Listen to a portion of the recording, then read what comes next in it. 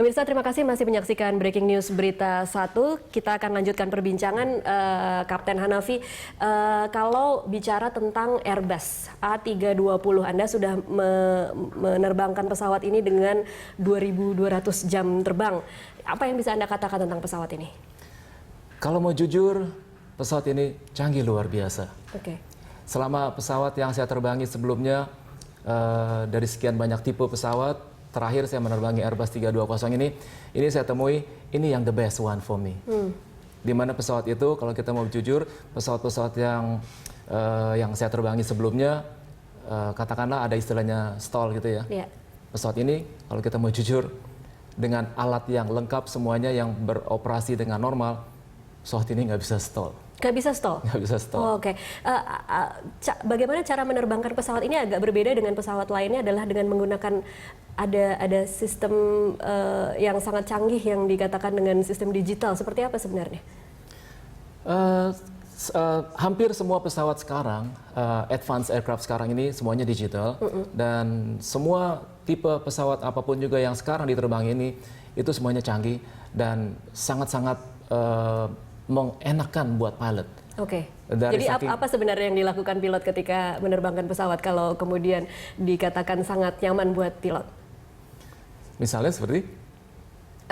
Apakah memang pilot itu hanya kalau ada pendapat yang mengatakan bahwa dengan era digitalisasi di dunia penerbangan, pilot itu hanya take off, kemudian pesawat itu bisa jalan sendiri menuju lokasi dan kemudian pada saat ingin landing baru di take over lagi oleh pilot. Apakah seperti itu? Saking canggihnya mungkin suatu saat pilot itu pesawat itu diterbangkan pakai remote control. Saking canggihnya. Tapi kalau untuk A320 ini sebenarnya bagaimana sebenarnya sangat mudahnya?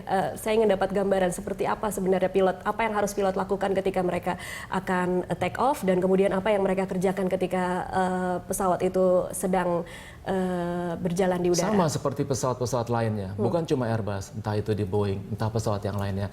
Pada saat after airborne, kita pasang autopilot. Di ketinggian minimum tertentu kita pasang autopilot.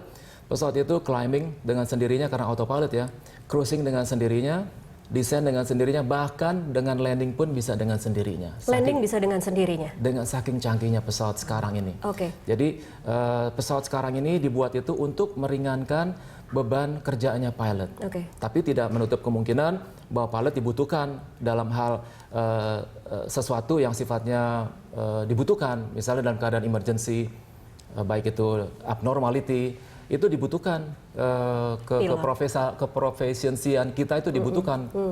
Di mana kita dilatih setiap 6 bulan sekali kita melalui proses tahapan-tahapan simulator.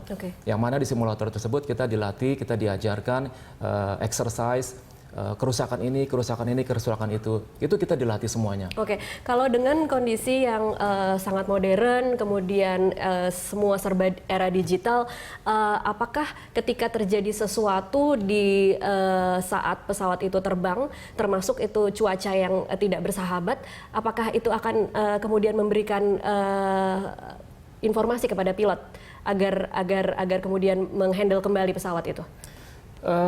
Pada saat kaitannya kembali ke masalah cuaca buruk tadi. Kalau cuaca buruk seperti itu, hal-hal yang akan terjadi, yang kemungkinan pasti terjadi bagi pilot itu sudah kita ketahui. Bahwa misalnya engine tiba-tiba bisa flame out atau mati dengan sendirinya. Karena saking dinginnya tadi, maka dari itu kita dibekali dengan ilmu tadi dengan menggunakan ignition, di-on-kan. Lalu engine ATI juga kita on-kan, sehingga untuk mengantisipasi jangan sampai terjadinya icing condition. Karena pada saat kita masuk ke cuaca buruk, dinginnya luar biasa seperti itu. Kondisi seperti biasa tadi saya katakan, itu bisa terjadi icing. Tapi karena matahari terik, sehingga tidak terjadi icing. Oke.